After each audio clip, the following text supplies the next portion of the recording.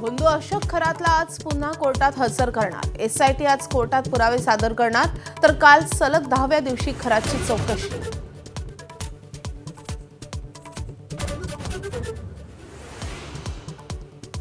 महिन्याभरानंतरही आखाती देशात युद्ध सुरूच। इराणवर अमेरिका इस्रायलचा मोठा हल्ला। हल्ल्यानंतर तेहरानमधील तेल डेपोमध्ये भीषण आग। इराणसह लेबनॉनवरही हल्ले सुरूच। 250 ठिकाणांवर इस्रायलचा हल्ला। लेबनॉनमधील शस्त्रागारावर एअर स्ट्राईक। अनेक दहशतवादी मृत्युमुखी पडल्याचा दावा।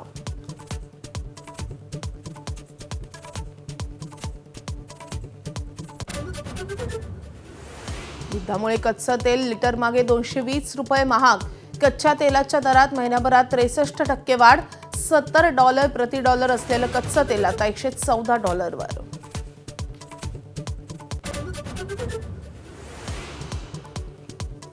आखातातल्या अमेरिकेच्या विद्यापीठांवर हल्ले करण्याची इराणची धमकी।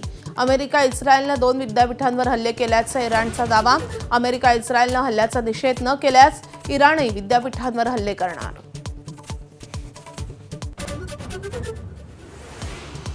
एलपीजी तुटवड्यावर केंद्र सरकारकडून पाईप गॅसचा उपाय। पाणी वीज कनेक्शनप्रमाणे आता पीएनजी कनेक्शनही मिळणार। महापालिका आणि नगरपालिकांना पाईप गॅस कनेक्शन देण्यासाठीच्या अटी शिथिल करण्याचे आदेश।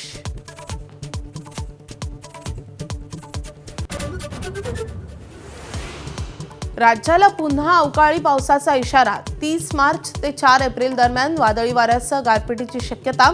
खानदेश, मराठवाडा, पश्चिम विदर्भ आणि मध्य महाराष्ट्रात पावसाचा अंदाज।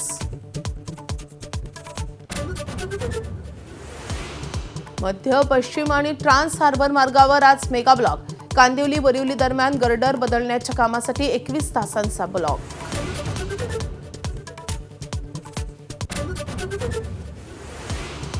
गतविजेत्या रॉयल चॅलेंजर्स बेंगळुरूची यंदाच्या आयपीएल हंगामात विजयी सलामी। हैदराबादनं दिलेलं 202 धावांचं आव्हान बेंगळुरूनं अवघ्या 16व्या षटकातच गाठलं।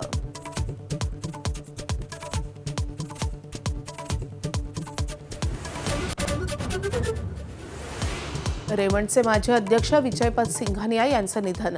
वयाच्या 87व्या वर्षी घेतला अखेरचा श्वास। आज दुपारी मुंबईतील चंदनवाडी स्मशानभूमीत अंत्यसंस्कार। नाशिकमधील भोंदू अशोक खरात प्रकरणी चौकशीचा फास आता आणखी आवळला जातोय। अशोक खरातच्या आर्थिक व्यवहाराची आता ईडीकडून चौकशी होण्याची शक्यता वर्तवली जाते। याआधी अशोक खरातची एसआयटी आणि आयकर विभागाकडून चौकशी करण्यात आली आहे आणि त्यानंतर आता ईडीकडूनही चौकशी केली जाण्याची दाट शक्यता वर्तवली जाते। हवाला रॅकेटमधून खरातनं कोट्यवधींची उलाढाल केल्याची माहिती विशेष तपास पथकाच्या चौकशीतून समोर आली आहे। हवाल्यामार्फत खरातनं देश-विदेशात शेकडो कोटींची हेराफेरी केल्याची माहिती तपासातून समोर येते। अशोक खरातचे आर्थिक फसवणुकीचे उलाढालीचं मोठं रॅकेट आहे। त्याच्या संपर्कातील विविध खात्यातील वरिष्ठ अधिकारी, व्यावसायिक आणि राजकीय नेत्यांचा काळा पैसा तो व्याजाने देत असल्याचा संशय व्यक्त होतोय। आपले प्रतिनिधी मुकुल कुलकर्णी आपल्या सोबत आहेत। मुकुल, या प्रकरणात आता ईडीची एंट्री होण्याची दाट शक्यता का वर्तवली जाते? बरोबर आहे, कारण अशोक खरात याचं प्रकरण केवळ महिलांचं शोषण एवढ्यापुरतं मर्यादित नाहीये, तर त्याने शेकडो नव्हे तर हजारो कोटी रुपयांची उलाढाल केल्याचा संशय हा विशेष तपास पथकाच्या माध्यमातून व्यक्त केला जातोय। त्याच्या नाशिकसह महाराष्ट्रामध्ये वेगवेगळ्या ठिकाणी त्याच्या जमिनी आहेत। त्याचबरोबर परदेशामध्येही त्यांनी काही मालमत्ता घेतल्याचा संशय हा सुरुवातीपासूनच व्यक्त केला जात होता। काही पैशांची तो हवालाच्या माध्यमातून एका ठिकाणाहून दुसऱ्या ठिकाणी नेला जात होता। त्याच्यामध्ये काही अधिकारी, राजकीय नेत्यांची देखील भागीदारी असल्याचा संशय व्यक्त केला जातोय। त्यामुळे आता या प्रकरणामध्ये आयकर पाठोपाठ ईडी देखील येण्याची दाट शक्यता आहे। जसा अहवाल आता एसआयटी कडनं ईडीकडे दिला जाईल त्यानंतर पुढची कारवाई होईल। मात्र ईडीच्या माध्यमातून अशोक खरात याची तपासणी केली जाण्याची दाट शक्यता व्यक्त होत आहे। मुकुल, या संदर्भातले अपडेट जाणून घेत राहू। सध्या धन्यवाद या सगळ्या सविस्तर माहितीसाठी। तर बंधुबाबा अशोक खरात प्रकरणी एसआयटी तपासाचा फास अधिकच घट्ट झाला असून खरातची पोलीस कोठडी आज संपतेय। आज सकाळी 11 ते 12च्या दरम्यान खरातला कोर्टात हजर केलं जाईल। सरकारी पक्ष आतापर्यंतच्या तपासाचा अहवाल आज कोर्टात मांडणार आहे। महिलांचं लैंगिक शोषण आणि अघोरी पूजेच्या नावाखाली फसवणूक केल्याप्रकरणी काल सलग 10व्या दिवशी खरातची कसून चौकशी करण्यात आली आहे। दरम्यान खरातच्या ओकस कार्यालयामध्ये एसआयटी पथकाकडून चौकशी करत पंचनामा करण्यात आलाय। खरातचे आर्थिक व्यवहार, फोन कॉल्स आणि मोबाईलमधील रिकव्हर केलेला डेटा आज कोर्टात सादर होण्याची दाट शक्यता आहे। कोर्ट त्याला पुन्हा कोठडीत सुनावणार का हे पाहणंही महत्त्वाचं असेल।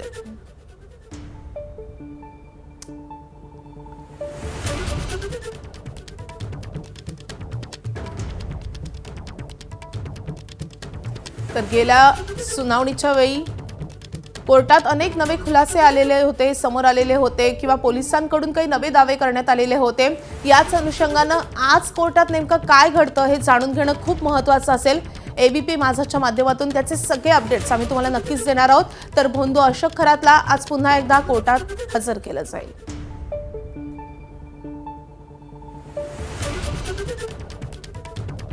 तर बंधुबाबा अशोक खरात याच्या शिवनिका संस्थान अंतर्गत येणारं ईशान्येश्वर देवस्थान असेल किंवा त्याचं आलिशान असं फार्म हाऊस, या ठिकाणी एसआयटीच्या पथकानं 2 वेळा तपासणी करून पंचनामा केलाय।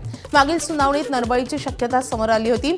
या पार्श्वभूमीवर आज होणाऱ्या सुनावणीत सरकारी पक्ष काय बाजू मांडणार आणि बंधुबाबा खरातच्या वकिलांकडून काय युक्तिवाद केला जाणार हे पाहणं महत्त्वाचं असेल। दरम्यान बंधुबाबा अशोक खरात याच्या आलिशान फार्म हाऊसमधून याचा आढावा घेतलेला आमच्या प्रतिनिधींनी आपण पाहूया। बंधुबाबा अशोक खरात याच्यावर गुन्हा दाखल झाल्यानंतर एसआयटीच्या हाती तपासाची सूत्र गेली आणि वेगवानपणे सध्या तपासही सुरू आहे। सुरुवातीला त्याला कोर्टात हजर केल्यानंतर पोलीस कोठडी देण्यात आली होती आणि त्यानंतर त्यात पुन्हा एकदा वाढ करून आज म्हणजेच 29 मार्चपर्यंत ही पोलीस कोठडी सुनावण्यात आली होती। आज पुन्हा एकदा या बंधुबाबा अशोक खरातला न्यायालयात हजर केलं जाणार आहे आणि नेमकं यावेळेस सरकारी पक्ष काय बाजू मांडतो हे पाहणं महत्त्वाचं आहे। आत्ता मी त्याच्या या मिरगावमधील फार्म हाऊसच्या समोर आहे। आपण एकूण जर पाहिलं तर नाशिकच्या ऑफिसबरोबरच त्याचं मिरगावचं शिवनिका संस्थान असेल किंवा त्याचं हे आलिशान फार्म हाऊस, हे दोन्हीही तपासाच्या रडारवर आहे। ह्याच फार्म हाऊसवर यापूर्वी 2दा एसआयटीचं पथक येऊन गेलेलं आहे। त्यांनी पंचनामा देखील केला आहे आणि अनेक गोष्टी त्यांनी न्यायालयात देखील मांडलेल्या आहेत। याच फार्म हाऊसमध्ये 5 जे बंदुकीतून फायर झाले होते असा देखील दावा सरकारी पक्षानं न्यायालयात केला होता। न्यायालय त्या बंधुबाबाला पुन्हा एकदा पोलीस कोठडी देणार की न्यायालयीन कोठडीत नेणार हे पाहणं महत्त्वाचं आहे। त्यामुळे आजच्या या होणाऱ्या न्यायालयाच्या सुनावणीकडे केवळ नाशिक अहिल्यानगर जिल्ह्याच नव्हे तर राज्याचं लक्ष लागलं आहे। नितीन ओझा, एबीपी माझा, मिरगाव, सिन्नर। युद्धामुळे कच्च्या तेलाच्या दरात महिनाभरात 63% वाढ झाली आहे। $70 प्रति बॅरल असलेलं कच्चं तेल आता थेट $114वर गेलंय। डॉलर देखील जवळपास 5 रुपयांनी महागलेला आहे। त्यामुळे युद्धाच्या सर्वाधिक झळा आता कच्च्या तेलाला बसताना दिसतात। संपूर्ण जगाला याचा फटका सहन करावा लागतोय आणि कच्च्या तेलाच्या किमतीत तब्बल 63% वाढ झालेली आहे। गेल्या महिनाभरात झालेली ही वाढ आहे आणि त्याचा मोठा फटका आता जगाला सहन करावा लागतोय। $70 प्रति बॅरल असलेलं कच्चं तेल आता $114वर गेलेलं आहे। त्यामुळे कच्च्या तेलाच्या किमतीत मोठी वाढ झालेली आहे आणि अर्थातच त्याचा फटका सगळ्यांना सहन करावा लागतोय।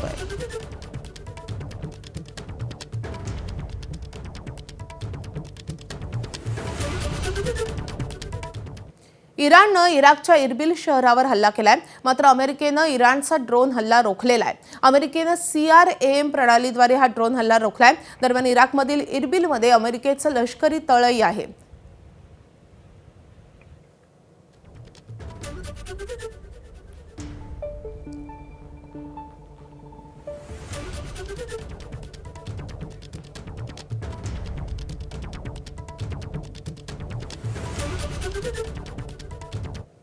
IDF अर्थात इस्रायल डिफेन्स फोर्सेसनं इराण आणि लेबनॉनमधील 250 ठिकाणांवर हल्ले केलेत. इस्रायलनं इराणमधील 100हून अधिक ठिकाणांना लक्ष्य केलंय, तर लेबनॉनमधील हिजबुल्लाहच्या ठिकाणांवरही हल्ला केलाय. IDFनं हिजबुल्लाहच्या शस्त्रागारावर हवाई हल्ला केलाय, ज्यात हिजबुल्लाहचे दहशतवादी ठार झाल्याचा दावा करण्यात येतोय. याशिवाय हल्ल्यात बॅलिस्टिक क्षेपणास्त्र कारखान्यालाही टार्गेट करण्यात आलंय.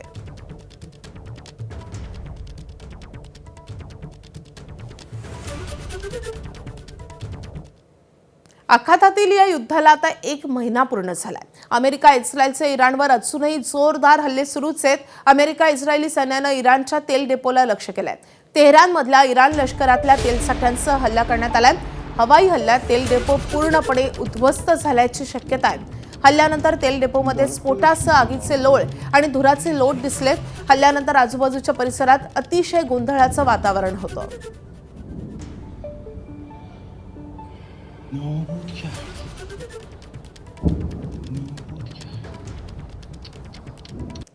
तर हिजबुल्लाहच्या नावाखाली इस्रायलकडून लेबनॉनवर नाहक हल्ले सुरू आहेत. हिजबुल्लाहशी लेबनॉनचा संबंध असल्याचा कुठलाही पुरावा नाहीये, असं माहिती दिलेली आहे लेबनॉनच्या माहिती मंत्र्यांनी, आणि त्यांनी त्यासोबतच इस्रायलवर टीका केली आहे. इस्रायलच्या हल्ल्यात 2 पत्रकारांचाही मृत्यू झालाय. हे दोन्ही विषय लेबनॉन आंतरराष्ट्रीय स्तरावर उपस्थित करणार आहेत, अशी माहिती समजते आहे.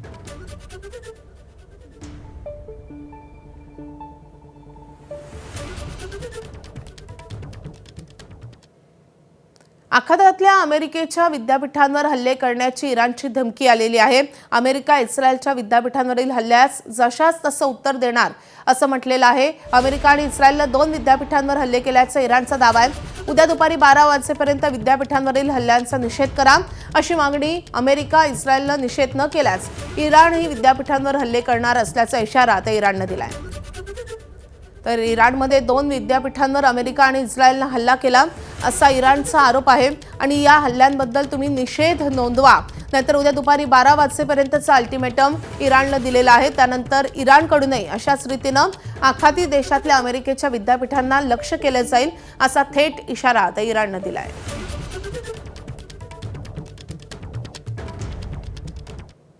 आणखी एक महत्त्वाची अपडेट.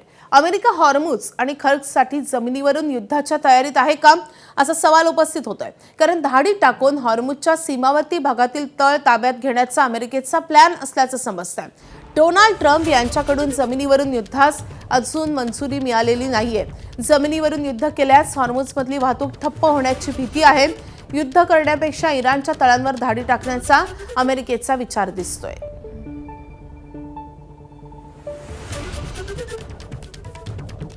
यानंतर बुलेटिनमध्ये आपण घेणार आहोत महत्त्वाच्या घडामोडींचा सुपरफास्ट आढावा.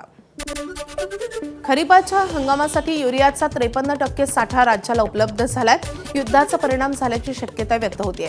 राज्यात आगामी खरीप हंगामासाठी गेल्या वर्षीच्या तुलनेत एकूण खत उपलब्धतेत जवळपास 4 लाख टनांची वाढ झाली आहे. मात्र युरिया खताच्या उपलब्ध साठ्यात 1,15,000 टनांची घट झाली आहे. राज्याला मंजूर एकूण 48,80,000 टन खत साठ्यापैकी 53% साठा सध्या उपलब्ध झालाय.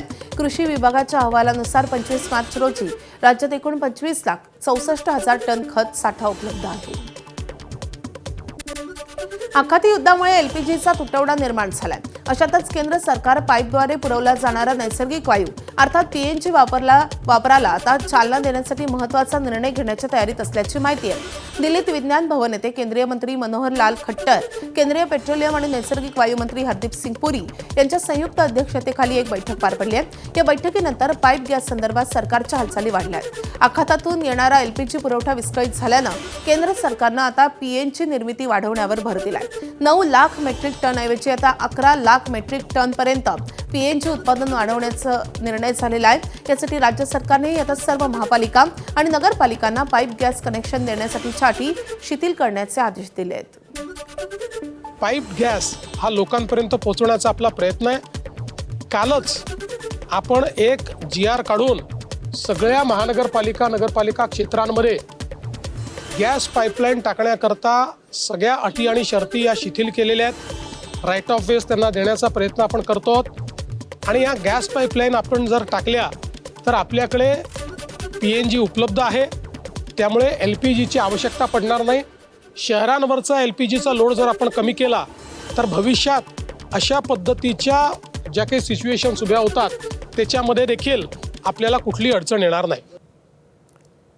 तर पाईप गॅस म्हणजेच पीएनजी एलपीजी पेक्षा फायदेशीर का हे आपण ग्राफिक्सद्वारे पाहतोय.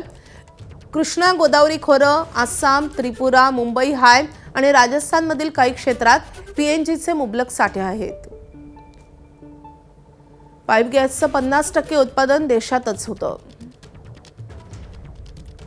तर 50% पाईप गॅसची कतार, UAE, अमेरिका, ऑस्ट्रेलिया सारख्या देशांमधून आयात केली जाते. पाईप गॅस थेट घरापर्यंत पोहोचवता येतो आणि त्यामुळे खर्चही वाचतो. एलपीजी घरोघरी पोहोचवण्यासाठी वाहतूक, मनुष्यबळाचा खर्च अधिक होतो. तर पाईप गॅसचं बिल विजेच्या बिलाप्रमाणे वापरलेल्या युनिट्सवर आधारित असतं. एलपीजी सिलेंडरमध्ये शेवटी थोडा गॅस शिल्लक राहतो. पाईप गॅसमध्ये तसं होत नाही.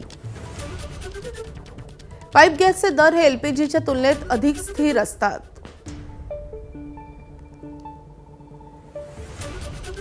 तर अनेक अर्थांनी पाईप गॅस हा एलपीजीच्या तुलनेत फायदेशीर ठरतो.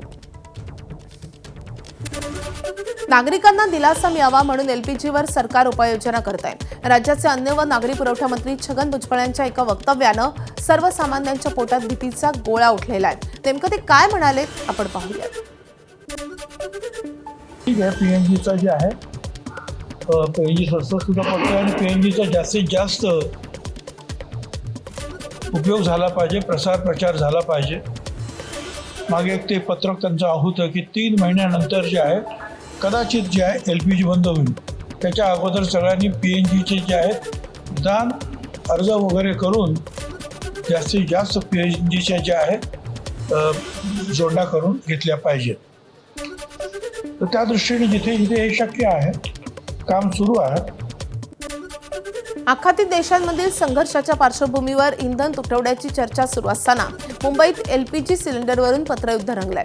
कौशल विकास मंत्री मंगलप्रभात लोढा यांनी जैन समाजाच्या आंबिल की ओली या सणासाठी गॅस सिलेंडरची कमतरता भासू नये म्हणून जैन संस्था आणि सोसायट्यांना पत्र लिहिलंय. गरज भासल्यास थेट माझ्या कार्यालयाशी संपर्क साधावा असं आवाहनही त्यांनी केलंय. त्यांच्या पत्रावर महाराष्ट्र नवनिर्माण सेनेनं आक्षेप घेतलाय. मनसेनं थेट गॅस पुरवठा करणाऱ्या एजन्सींना पत्र लिहून सर्वसामान्य नागरिकांना होणाऱ्या त्रासाचा मुद्दा उपस्थित केलाय. तसंच एका विशिष्ट समाजासाठी दबाव टाकण्यात येत असल्याचा आरोप करून गॅसचा काळाबाजार झाल्यास कठोर भूमिका घेण्याचा इशाराही त्यांनी दिलाय. काल एक बातमी व्हायरल होती की आमदार मंगलप्रभात लोढा यांनी एक जैन समुदायाच्या एका इमारतीला एक पत्र दिलेलं होतं की तुमचा जो आत्ता जो आंबील म्हणून त्यांचा जो सण आहे त्या सण उत्सवासाठी गॅस पुरवठा जर होत नसेल तर तुम्ही माझ्याशी संपर्क करा, म्हणजे आमदारांशी, आणि आमदार त्यांना सहजरित्या गॅस पुरवठा करतील. सर्व गॅस एजन्सींना एक पत्र दिलेलं आहे की फक्त एखाद्या विशिष्ट समुदायाला तुम्ही सहजरित्या गॅस सिलेंडर उपलब्ध करून देत असाल तर महाराष्ट्र नवनिर्माण सेना ते चालून देणार नाही. आणखी एक मोठी बातमी आहे. सुनेत्रा पवारांच्या नेतृत्वात दोन्ही राष्ट्रवादीचं विलिनीकरण झालं तर ती अभिमानाची बाब असेल असं मोठं विधान केलेलं आहे राष्ट्रवादीचे आमदार सुनील शेळके यांनी. दोन्ही राष्ट्रवादीच्या विलिनीकरणाची अजून वेळ निघून गेलेली नाहीये असे सुनील शेळके यांनी म्हटलंय.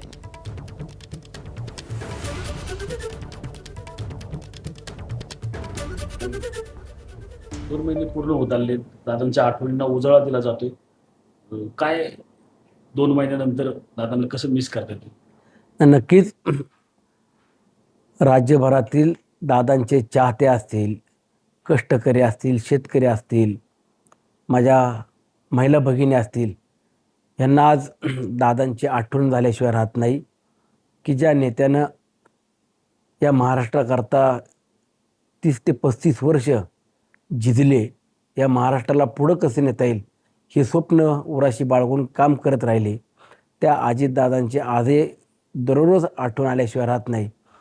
आणि दादांचं पश्चात आज सुनित्रा वहिनी राज्याच्या उपमुख्यमंत्री म्हणून किंवा पक्षाच्या राष्ट्रीय अध्यक्ष म्हणून पदभार स्वीकारून काम करत असताना दादांची उणीव ही आम्हाला अधिवेशनाच्या काळामध्ये नक्कीच झालेली आहे की ज्या नेत्यानं पुणे जिल्हा हा माझा पुढे कसा जाईल किंवा पुणे जिल्ह्यात प्रत्येक अधिवेशनामध्ये एक चांगला प्रकल्प कसा आणता येईल हे देखील दादांनी सातत्यानं पाहिलं.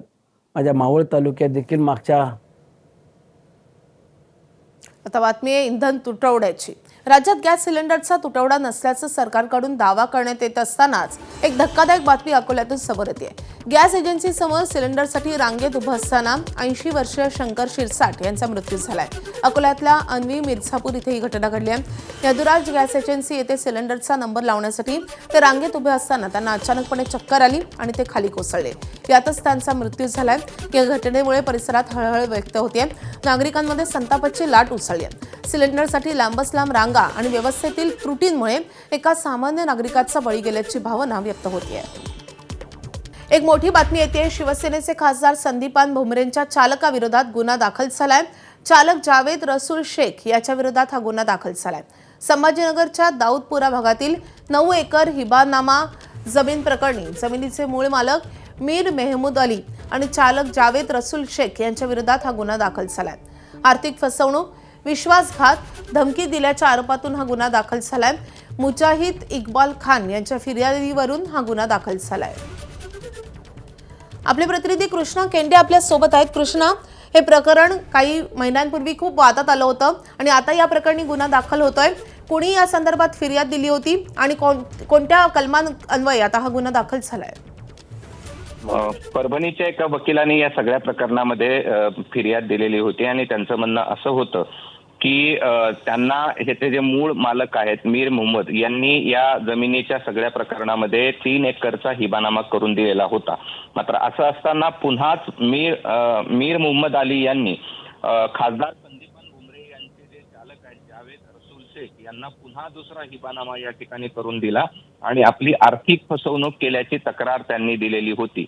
या सगळ्या प्रकरणामध्ये गेल्या काही दिवसात हे प्रकरण गाजलं होतं, ज्यामध्ये अंबादास दानवेंनी ही जी जमीन आहे ती 150 कोटीपेक्षा जास्त आहे आणि त्यात हिबानामा कसा करून घेतला हे देखील समोर आलेलं होतं. आरोप प्रत्यारोप झालेले होते.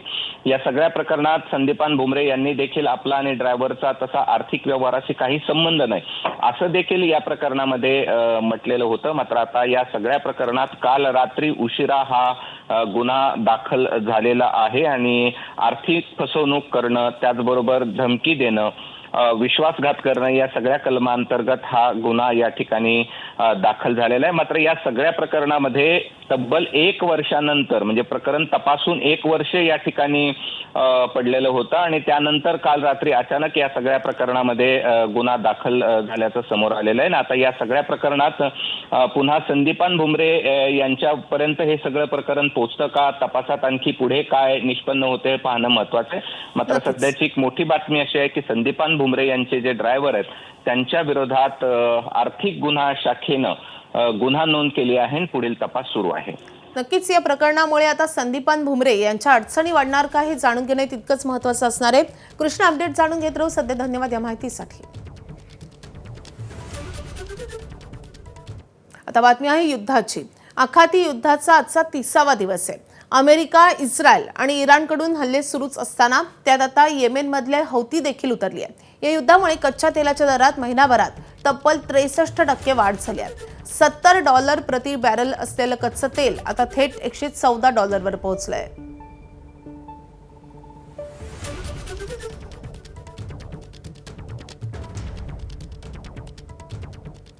इराणनं इराकच्या इरबिल या शहरावर हल्ला केलाय. मात्र अमेरिकेनं इराणचा ड्रोन हल्ला रोखलाय. अमेरिकेनं CRAM प्रणालीद्वारे हा ड्रोन हल्ला रोखलाय. दरम्यान इराकमधील इरबिलमध्ये अमेरिकेचं लष्करी तळही आहे.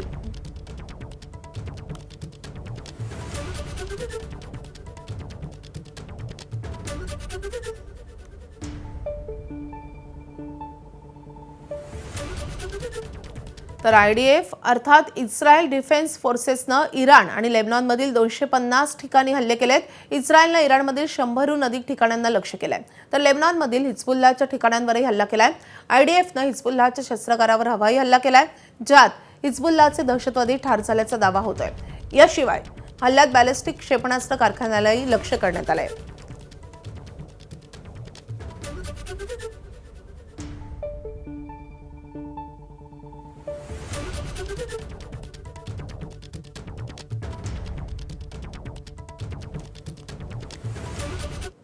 तर आखातातील या युद्धाला आज 1 महिना पूर्ण झालाय.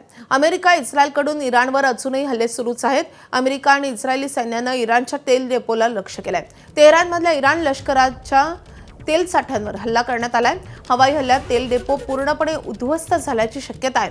हल्ल्यानंतर तेल डेपोमध्ये स्फोटासह आगीचे लोळ आणि धुराचे लोट दिसत आहेत. हल्ल्यानंतर आजूबाजूच्या परिसरात प्रचंड गोंधळाचं वातावरण निर्माण झालंय.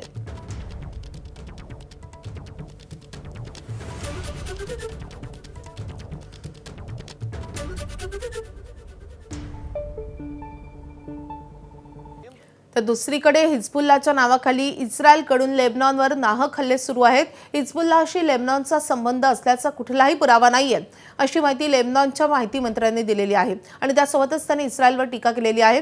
इस्रायलच्या हल्ल्यात 2 पत्रकारांचाही मृत्यू झालाय. हे दोन्ही विषय आता लेबनॉन आंतरराष्ट्रीय स्तरावर उचलणार आहे. या संदर्भात आता लेबनॉन काय पावलं उचलतं हे जाणून घेणं, हे पाहणं महत्त्वाचं असेल.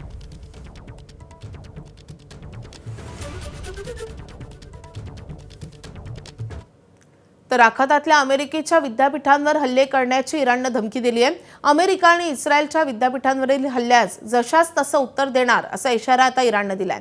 अमेरिका आणि इस्रायलनं 2 विद्यापीठांवर हल्ले केल्याचा इराणचा दावा आहे. उद्या दुपारी 12 वाजेपर्यंत विद्यापीठांवरील हल्ल्यांचा निषेध करा, अशी मागणी आता इराणनं केली आहे. अमेरिका आणि इस्रायलनं निषेध व्यक्त न केल्यास इराणही आता विद्यापीठांवर हल्ले करणार आहे.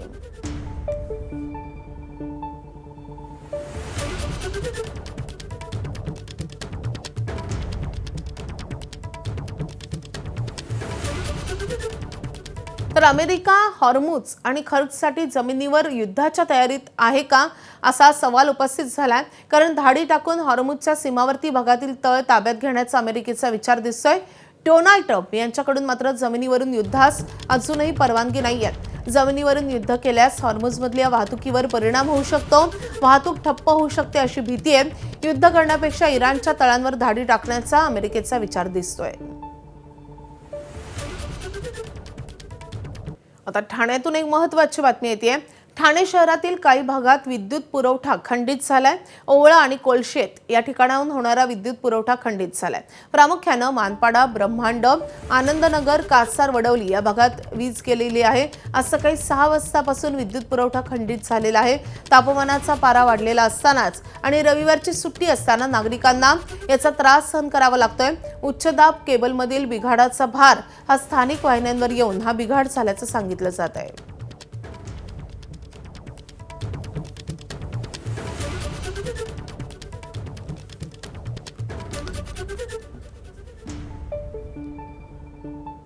यानंतर बुलेटिनमध्ये घेणार आहोत महत्त्वाच्या घडामोडींचा सुपरफास्ट आढावा. खरीपाच्या हंगामासाठी युरियाचा 53% साठा राज्याला उपलब्ध झालाय. युद्धाचा परिणाम झाल्याची शक्यता व्यक्त होते. राज्यात आगामी खरीप हंगामासाठी गेल्या वर्षीच्या तुलनेत एकूण खत उपलब्धतेत जवळपास 4 लाख टनांची वाढ झाली आहे. मात्र युरिया खताच्या उपलब्ध साठ्यात 1,15,000 टनांची घट झाली आहे. राज्याला मंजूर एकूण 48,80,000 टन खता साठ्यापैकी 53% साठा सध्या उपलब्ध झालाय. कृषी विभागाच्या अहवालानुसार 25 मार्च रोजी राज्यात एकूण 25,64,000 टन खत साठा उपलब्ध आहे.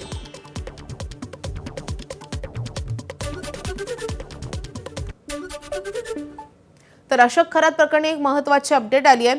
महिलांशी गोड बोलून अशोक खरात महिलांना त्यांच्या जाळ्यात ओढायचा, अशी माहिती पोलीस सूत्रांनी एबीपी माझाला दिली आहे. किती महिलांचं शोषण केलं याबाबत खरातनं उत्तर दिलेलं नाहीये, अशी पोलीस सूत्रांची माहिती आहे. किती महिलांचं शोषण केलं हे सांगता येत नसल्याचा नराधम खरातचा दावा आहे. भोंदू खरातकडून माइंड रिडिंगच्या नावाखाली फसवणूक होत होती.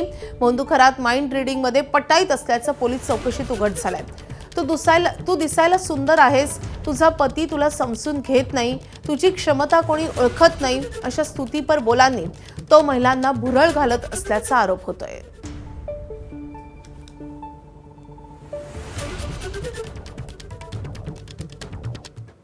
बातमी आहे नागपूरमधून.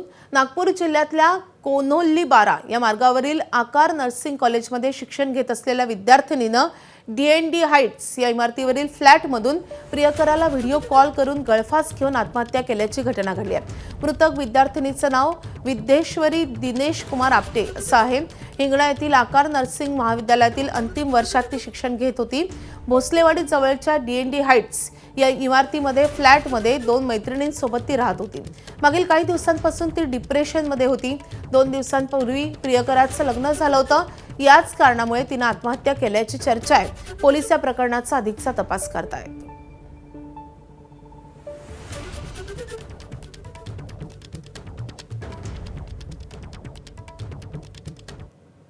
भंडारा आणि गोंदिया जिल्ह्यातल्या बाळ विक्री प्रकरणात धक्कादायक माहिती समोर आली आहे. मुख्य आरोपी डॉक्टर नितेश वाजपेयीनं आणखी 2 बालकांची विक्री केल्याचं समोर आलंय. न्यू बालाजी हॉस्पिटल या खासगी रुग्णालयामध्ये 2 नवजात बालकांच्या जन्माची बनावट नोंद करून त्यांची विक्री केली आहे. या प्रकरणी गोंदियातील रामनगर पोलीस ठाण्यात वाजपेयी विरोधात आणखी एक गुन्हा दाखल झालाय. भंडारा पोलिसांनी केलेल्या कारवाईत नितेश वाजपेयीनं 2 बालकांची विक्री केल्याची माहिती पुढे आली होती.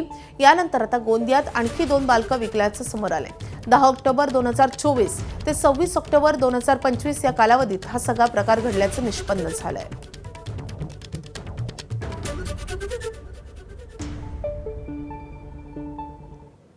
आता मुंबईकरांसाठी आनंदाची बातमी आहे. मुंबईकरांच्या सेवेत लवकरच आणखी 2 मेट्रो येणार आहेत. 2 नव्या मेट्रो मार्गिकांच्या लोकार्पणाला अखेर मुहूर्त सापडलाय. दोन्ही मार्गांवरील मेट्रो 3 एप्रिलपासून धावणार आहेत. मेट्रो 9 मार्गिकेतील दहिसर ते काशीगाव टप्पा 1 आणि मेट्रो 2 मार्गिकेतील डायमंड गार्डन ते मंडाळा टप्पा 1चं लोकार्पण अनेक दिवसांपासून रखडलं होतं. मात्र आता लोकार्पणाची प्रतीक्षा संपली आहे. शुक्रवारी 3 एप्रिलला मुख्यमंत्री देवेंद्र फडणवीस यांच्या हस्ते या दोन्ही मार्गिकांचं लोकार्पण होणार असल्याची माहिती MMRDAच्या सूत्रांनी दिली आहे. हे दोन्ही मार्गिकेतील हे टप्पे सेवेत दाखल झाल्यावर मुंबईला 2 नवीन मेट्रो मार्गिका मिळतील आणि त्यामुळे मुंबईतील कार्यान्वित मेट्रो मार्गिकांची संख्या 6 वर पोहोचणार आहे. तर मेट्रो 9 मार्गिकेतील पहिल्या टप्प्याच्या रूपानं ठाणे जिल्ह्यालाही पहिली मेट्रो मिळणार आहे.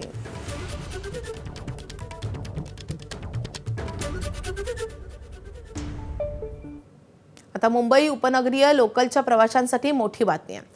पश्चिम रेल्वे मार्गावर कांदिवली ते बोरिवली स्थानकादरम्यान गर्डर बदलण्याच्या कामासाठी 21 तासांचा विशेष मेगा ब्लॉक घेण्यात आलाय.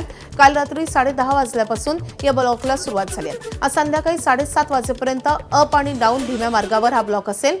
या मेगा ब्लॉकमुळे आज 254 लोकल फेऱ्या रद्द झाल्यात. धीम्या मार्गावरील उर्वरित अप आणि डाऊन लोकल जलद मार्गावरून वळवण्यात येतील. पश्चिम रेल्वेसोबत मध्य रेल्वे आणि ट्रान्स हार्बर रेल्वे मार्गावर देखील आज मेगा ब्लॉक असल्यानं तिन्ही मार्गावरून प्रवास करणाऱ्या मुंबईकरांना प्रवासासाठी वेगळे पर्याय शोधावे लागतील. तुळजाभवानी मातेच्या चैत्र पौर्णिमा यात्रेनिमित्त उद्यापासून तुळजाभवानीचं मंदिर 22 तास दर्शनासाठी खुलं राहील. चैत्र पौर्णिमा यात्रेनिमित्त 500 रुपयांचे विविध दर्शन पासही बंद राहतील. या यात्रेदरम्यान शिखर दर्शन 24 तास उपलब्ध राहील. तर रात्रीच्या प्रक्षाळ पूजेनंतर मुख्य मंदिराचं केवळ दार बंद करण्यात येणार आहे आणि त्यामुळे 22 तास देवीचं दर्शन खुलं राहील. 31 मार्च ते 5 एप्रिल या कालावधीत भाविकांना महाद्वारातून प्रवेश बंद असेल. तर कुंभार गल्लीतल्या झुलत्या पायऱ्यांवरून भाविकांना मंदिरात सोडण्याचं नियोजन करण्यात आलंय. राज्यात पुन्हा अवकाळी पावसाच्या सरी कोसळण्याची शक्यता आहे. 30 मार्च ते 4 एप्रिल दरम्यान वादळी वाऱ्यासह गारपिटीचा अंदाज व्यक्त होत आहे. 30 मार्च रोजी प्रामुख्यानं खानदेश, मराठवाडा, पश्चिम विदर्भ तसेच मध्य महाराष्ट्रातील घाट परिसरातील जिल्ह्यांमध्ये विजांचा कडकडाट आणि वादळी वारे, पाऊस आणि काही ठिकाणी गारपिटीची शक्यता आहे. त्यानंतर 1 ते 4 एप्रिल दरम्यान वादळी पावसाचं प्रमाण वाढण्याचा प्राथमिक अंदाज आहे. शेतकऱ्यांनी पुढील काही दिवस हवामानाच्या या स्थितीनुसार शेतीची कामे नियोजित करावी. सध्या रबी पिकांची काढणी सुरू असल्यानं काढणी केलेली पिके सुरक्षित ठिकाणी साठवून ठेवावीत किंवा झाकून ठेवण्याची व्यवस्था करावी असं आवाहन कृषी विभागानं केलं आहे.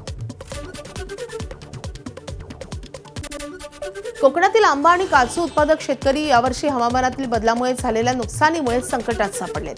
नैसर्गिक आपत्तीमुळे एकीकडे काजू उत्पादनात 60 ते 65% घट झाली आहे, तर दुसरीकडे काही प्रमाणात आलेलं उत्पन्न जगलं तरी प्राणी तोडून किंवा खाऊन वाया घालवत असल्यानं दुहेरी संकटात कोकणातील काजू उत्पादक शेतकरी सापडले आहेत.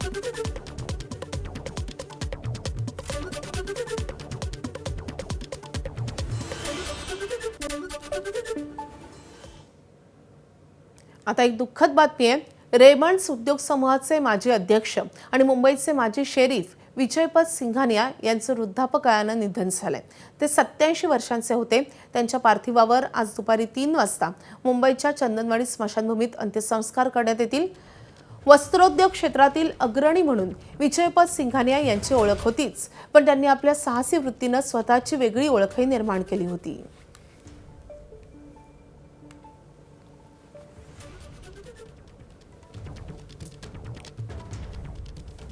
रेमंड्स उद्योग समूहाचे माजी अध्यक्ष सिंघानिया यांचं वृद्धापकाळानं निधन झालंय. वस्त्रोद्योग क्षेत्रातील अग्रणी अशी विजयपत सिंघानिया यांची मूळ ओळख. रेमंड समूहाच्या अध्यक्ष आणि व्यवस्थापकीय संचालक पदावर ते 20 वर्ष कार्यरत होते. विजयपत सिंघानियांच्या साहसी वृत्तीचा जगभरात वेगळा ठसा उमटलाय.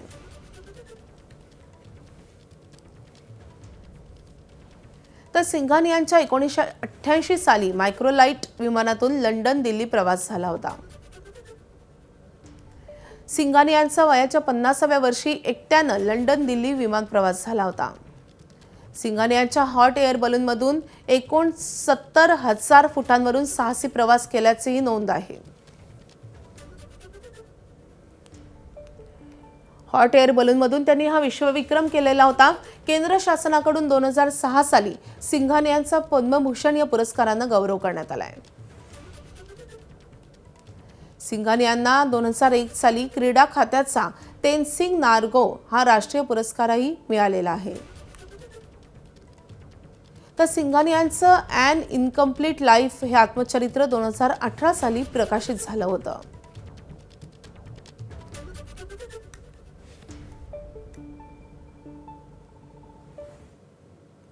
तर रेमंड्स उद्योग समूहाचे माजी अध्यक्ष विजयपत सिंघानियांची हॉट एअर बलूनमधून केलेल्या विश्वविक्रमावरही आपण ग्राफिक्सद्वारे नजर टाकूयात. 2005 मध्ये हॉट एअर बलूनमध्ये सर्वाधिक उंची घेण्याचा त्यांनी विक्रम केला होता. हॉट एअर बलूनमधून 69,000 फुटांची उंची त्यांनी गाठली होती. 22 मजली इमारती एवढ्या उंचीचे हॉट एअर बलून होते. तर हॉट एअर बलूनमध्ये 18 बर्नर्सही होते. बास्केटऐवजी अॅल्युमिनियमच्या कॅप्सूलमधून 5 तास त्यांनी प्रवास केला होता. मुंबईतल्या रेसकोर्स मैदानावरून त्यांनी उड्डाण केलं आणि नाशिकच्या पानसाळे गावात जमिनीवर ते उतरले. शेकडो प्रेक्षक, वाद्यांचा ब्रँड आणि आंतरराष्ट्रीय पत्रकार यावेळी उपस्थित होते.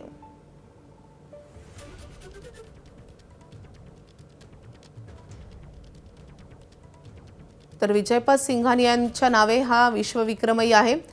केवळ एक उद्योगपती नव्हते तर ते साहसी खेळाडूही होते आणि त्यांच्या नावे हे अनोखे विश्वविक्रम होते. आज चैत्र एकादशी निमित्त विठ्ठल रुक्मिणी मातेची षोडशोपचार नित्यपूजा संपन्न झाली आहे. चैत्र यात्रेनिमित्त श्री विठ्ठल रुक्मिणी मंदिरात 4 खांबी, 16 खांबी, श्री संत नामदेव पायरी इत्यादी ठिकाणी आकर्षक फुलांची सजावट करण्यात आली आहे. भल्या पहाटेपासूनच आज भाविकांनी चंद्रभागा स्नानासाठी गर्दी केली होती. चैत्री यात्रेला युद्धजन्य स्थितीचा फटका बसल्यानं भाविकांची संख्या यंदा 50% जास्त घटल्याचं दिसून येत आहे. दरम्यान चैत्री एकादशीला लाखो भाविकांचा आज उपवास असतो. एकादशी विठ्ठलाच्या उपवासाची तिथी असते. वर्षातील 24 पैकी 23 एकादशीला विठुरायाला उपवासाच्या पदार्थांचा महानैवेद्य असतो. मात्र चैत्री एकादशी हा यासाठी अपवाद असून आज विठ्ठलाला चक्क पुरणपोळीचा नैवेद्य दाखवला जातो.